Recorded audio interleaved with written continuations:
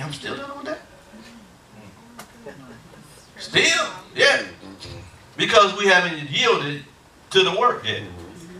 We haven't allowed him to work in us to will and to do. See, because when your will changes, when your will becomes his will, doing is a byproduct of it. It's easy. It's so submitted, so yoked with your spirit, man. And your spirit become the dominant voice in you. Because in the world there's many voices. Those voices come. Our senses come at our mind, our will and emotions. So those are the voices. But as we wean ourselves, remember a long time ago I told you, if we circumcise and wean, those are the two things. If you're going to grow in the things of God, you got to circumcise and you got to wean. Y'all, I'm going to tell you what it is because y'all look like y'all never said it before. But the circumcise has to do with the removing of some things. The cutting away. But the weaning has to do with you looking at what you got and saying, I don't want it. Nobody got to take it from you. Pastor don't have to bring a knife. You just go ahead and say, you know what, I'm tired of this. This thing has got a sentence of death in it. I ain't got no life in it. It ain't a right or wrong issue no more. It ain't life. I'm going to leave it alone. So you got to look for life. I long for life. You got to long for life. That's in our DNA. We've been baptized into that life. Y'all all right? Yeah. So this soul needs to be, that's why the psalmist says, he restored my soul. Right? He wants to restore our soul. He wants to, and it means to refresh and repair. He wants to give you a refreshing in your soul. I don't know, I want to be refreshed in my soul. Because the soul is not renewed, it's simply living in the reflection of Adam, a living soul, whereas Christ has made a quickening spirit. Remember we started off the quickening spirit, which is the image of the heavenly, the living soul, which is the image of the earthly. That's Adam, the last Adam, which we are to live from. Are you understanding me? That's why John said it this way in the book of John. He talks about it when the conversation with Nicodemus. He said, he that is from above is above all. You ever heard that before? It's not spooky. It's just telling you they live from a whole nother perspective. But he that is of the earth is earthly. Speaketh of the earth. So the conversation, how they communicate, is beneath them. So they forfeit their right to rule. So there's an authority that's been given to us if we believe it and begin to walk it out. I'm from above. Janeo Anathin. I'm from above. You got to be able to say, I'm from above. You got to be able to tell some of your friends, I'm from above. You don't have to tell them. But that's how you, see, you got to learn how to incubate yourself. And the way you incubate yourself is through the words you speak to yourself. Because all of us speak to ourselves. Come on. Yeah, I'm looking at you real funny because most of us don't feel like we speak to ourselves. You rascal, you do. You be telling yourself all kind of crazy stuff. Disqualifying stuff, or proving stuff that ain't right. But then when I try to give you a language so you can bring the kingdom, by telling yourself that, yeah, I can do what God said I can do. I am from above, I'm not underneath. I'm not going to let that thing underneath control me. I'm not going to let the enemy, the dust of the earth, begin to mutate my gift. I'm not a mutant turtle. No, be quick. I'm feeling everything. Mutant, huh? Teenager. So we got to act like it. See, go to Psalms 116. We're going to close right here. Y'all all right? Yes. I love teaching like this, man, because this, to me, is the most refreshing when you can get teaching on this level that can show you some of the idiosyncrasies and some of the illegitimate thoughts that we have, or some of the concepts that we had. And most of what we believe, we never really investigated. Could I be honest? Yeah. We just been this way. You know, and we just felt like it was in the cards. But the deck been changed. Get a card 16 and 7. Is it the God? This is the way it's going to be. It's my lot in life. No, it ain't your lot. Get that lot back, man. Verse 7.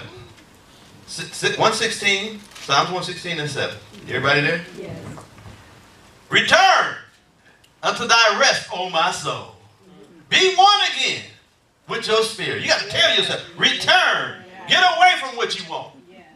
Get away from what you know. Get away from how you feel. Return. Return to what? To the dominion. That when I first believed, you got to tell yourself, you got to return to become fruitful, to multiply. Amen?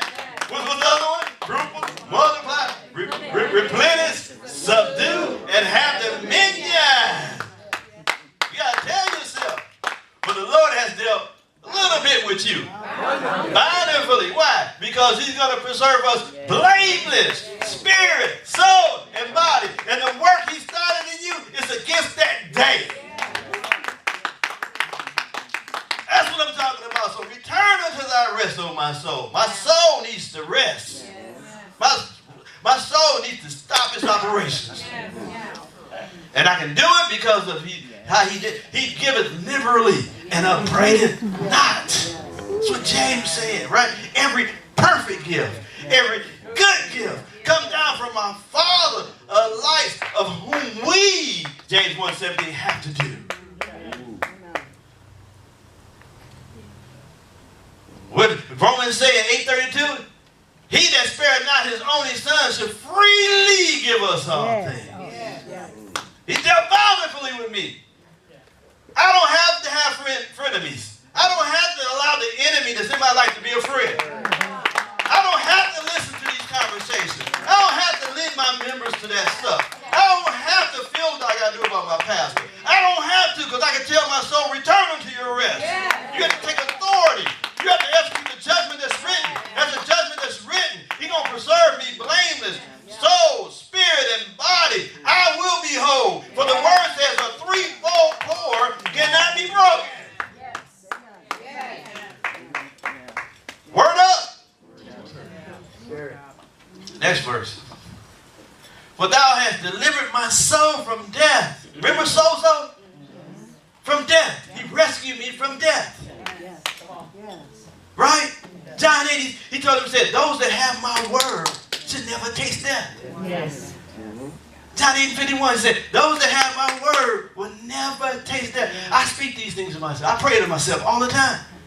I'll never be to the point where I don't have his life about me. I'll never be to the point where I can't hear his voice, where I can't prophesy, where I can't lay hands. Why? Because I tasted of his word. And I tasted of the powers of the age to come. I have to be that. I have to prophesy. I have to hear. I have to be active. I have to follow. I have to submit. Why? Because that's what he dealt bountifully with me. My eyes from tears and my feet from fall. And he'll never let you, when you, well, let me hurry up. I'm way over. He'll never let you fall. Too many stagger at the promises of God. Not being strong in faith. Giving glory to God. He don't want you to fall. He brought you out to a wide place. A wealthy place. Right?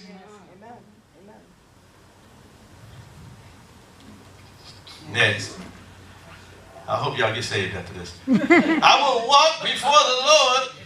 I will walk before the Lord in the land of the living. You have to tell, I will walk before the Lord in the land of the living. I will walk in the Lord's presence. That's what one translation says. I will walk in the Lord's presence. I will be a container of his presence. Said, verse 10, I believe, therefore have I spoken.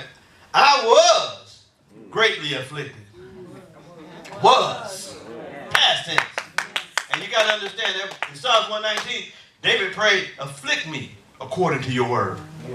This is not affliction because of the lust of the eyes, lust of the flesh, pride life. This is affliction because of the word being worked out in your soul. So that word has brought you to a point where you have a respect for the things of God. Man, it's going to make you want to shout. This is powerful stuff. So just imagine how it's going to be Wednesday. Yes, sir. Oh, we're going to be tripping up in here. And I'm on page 6 now. 1. We're going to start. 2, 3,